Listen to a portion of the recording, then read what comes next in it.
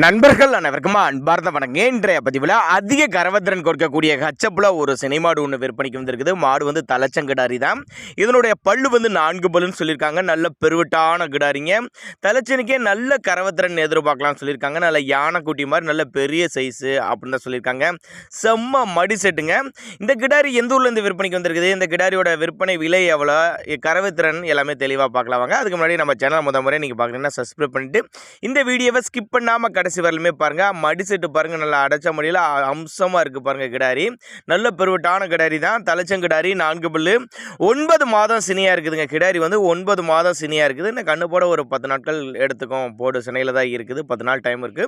10 நாளைக்குள்ளே இப்போ இருக்க மடி செட்டோட இன்னும் நல்ல மடி எடுக்கக்கூடிய கிடாரி அப்படின்னு தான் சொல்லியிருக்காங்க. தலைச்சனுக்கே ஒரு 5 லிட்டர் கறவை குறையாது அப்படின்னு தான் நம்மளோட விற்பனையாக தெரிஞ்சுக்க. அப்படி அந்த அளவுக்கு ஒருத்தான கிடாரி தான். வீடியோவில் பார்க்கறதோட நேரில் ஒரு வந்து பாருங்கள்.